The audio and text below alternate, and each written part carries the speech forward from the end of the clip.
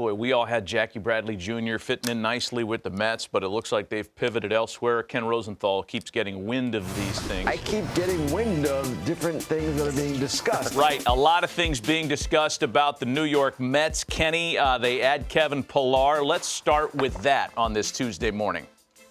Well, Matt, this is a fascinating move, both in a micro sense and a macro sense. Now, clearly the Mets had a center field need, and we thought a couple of weeks ago that they had partly addressed that by signing Albert Amora Jr. to a one-year, $1.25 million deal. Now, he was going to be a platoon guy, kind of in that Marisnik, Juan Lagares role. But now they overlap him with Kevin Pillar, another right-handed hitting center fielder. His deal is kind of creative, according to Mark Feinsand of MLB.com. It's 1 year, $5 million, but with a player option that could take it to 2 years, $6.5 million if he exercises it. If he doesn't exercise it, then it could be 2 years, $10 million if the club exercises its own option. Most likely, he ends up there 2 years, $6.5 million. Now, Kevin Pillar is still a good player.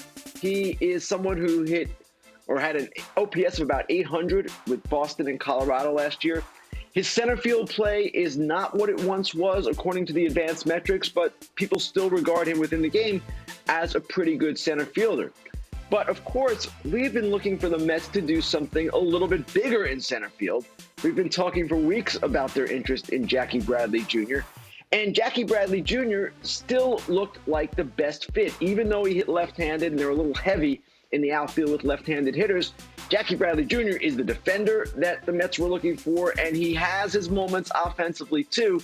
Of course, without the DH, it was going to be a little bit problematic, but look at what I have for you here, just in terms of his defense versus Pillar's and Almora's and Brandon Nimmo's, the player that full screen, he will Bill? be replacing in center field. We got it, Harold, right here. This is outs above average. This is a StatCast measure. It's a pretty comprehensive measure that covers defensive ability and performance in actually all different positions. Here's Bradley last year, tied for first with Luis Robert and Cody Bellinger. Pillar, 32nd out of 39. Nimmo, who will be moving out of center field, 38th out of 39. Interesting. Now let's look at 2019.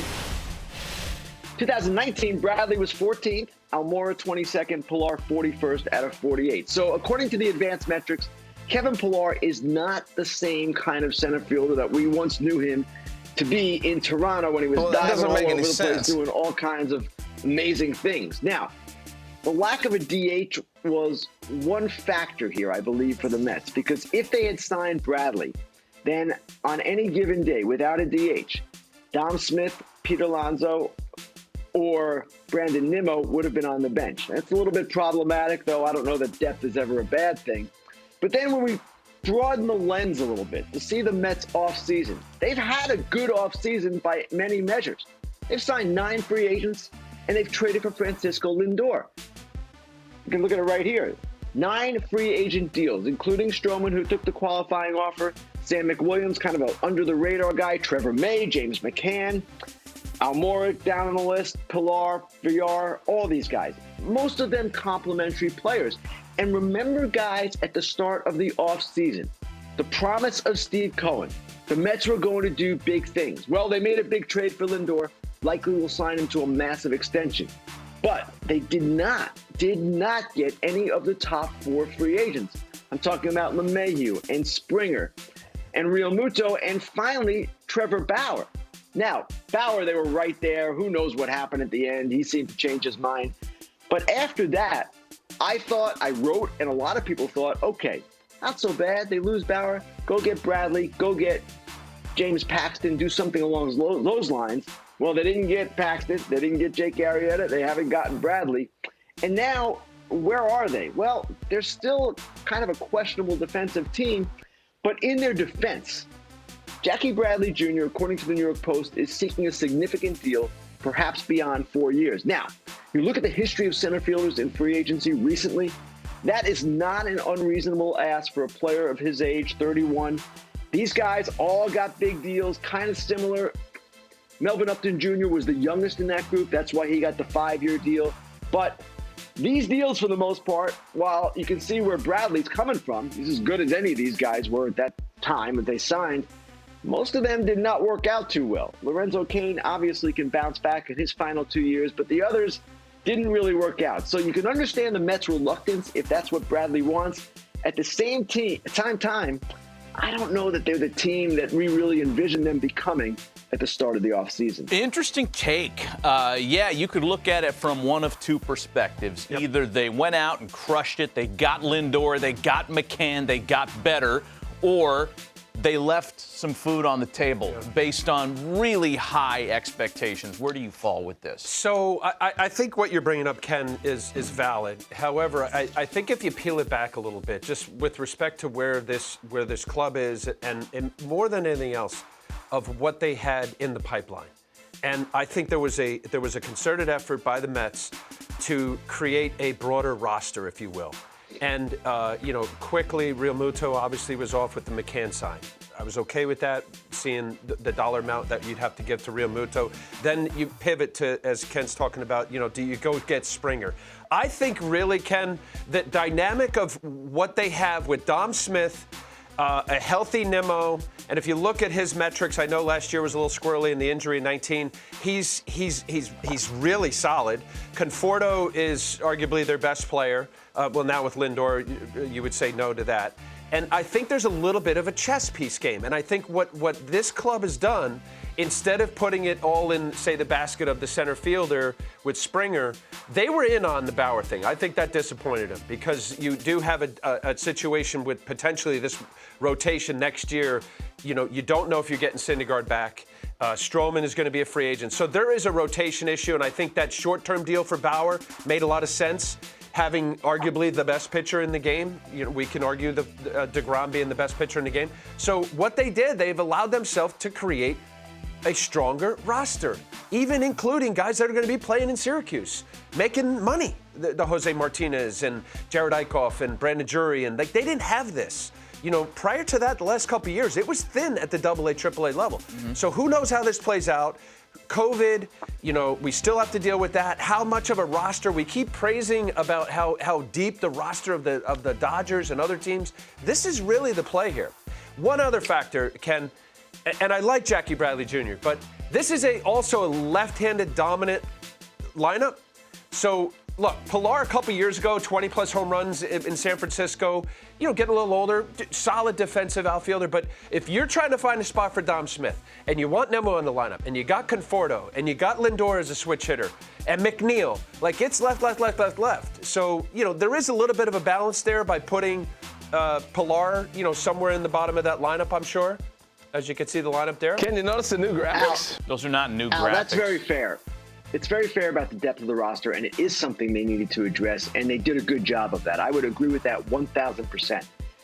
They still have, if you're going on the threshold, Ken, they're at right about they still have room. 190 million. So if they're going to push That's up right. to the threshold without a luxury tax, they got about 20 million. And they do. Now the question is this. When Jeff Wilpon and the Wilpons were running the team, if they had had this kind of offseason, their fans would have been screaming. We didn't go all the way. We just piecemealed it.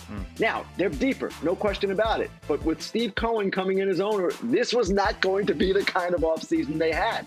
They were going to do bigger things, and they occasionally did big things under the Wilpon Cats ownership, Cespedes and some other things, but they never seemed to go totally into this massive build. And that is what I would imagine some of their fans are frustrated with. Bauer, listen, if they had gotten him, we're not even having this conversation. And frankly, a lot of people in the game think they should have gotten him and that they did have him. But what I'm saying is the promise of this owner was they were going to do massive stuff. They did one massive thing, and it's a great thing, Francisco Lindor. But they didn't do the others. What's interesting to me, first of all, do you expect both of the center fielders, the right-handed hitting center fielders, Almora and Pilar, to be on the opening day roster?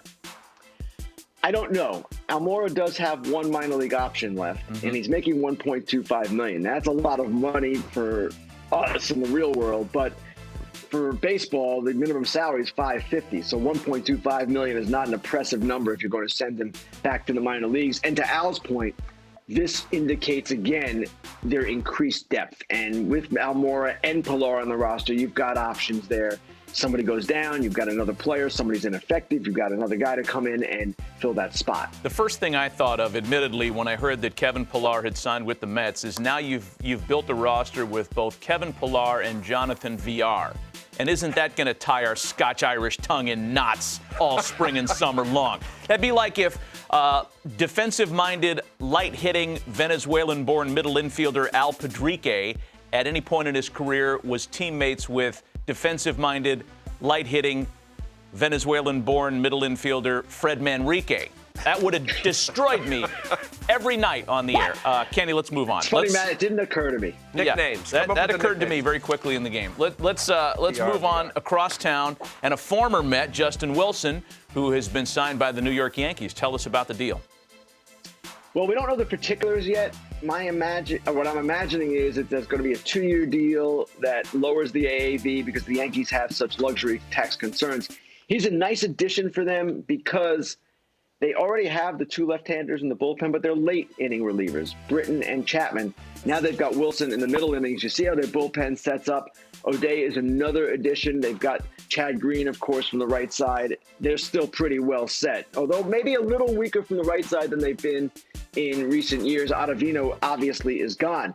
Now here's another team that a lot of fans of that team are frustrated with. And they're frustrated because the Yankees seem intent on staying under the luxury tax threshold. Now, they say they lost more money than any team last season. Okay.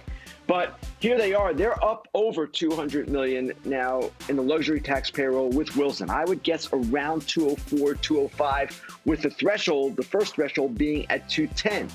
So that raises the question, can they do anything else? Well, teams generally like to leave room for themselves so they can make moves at the deadline. And Brett Gardner is still sitting out there. Now, we talked about him a little bit yesterday.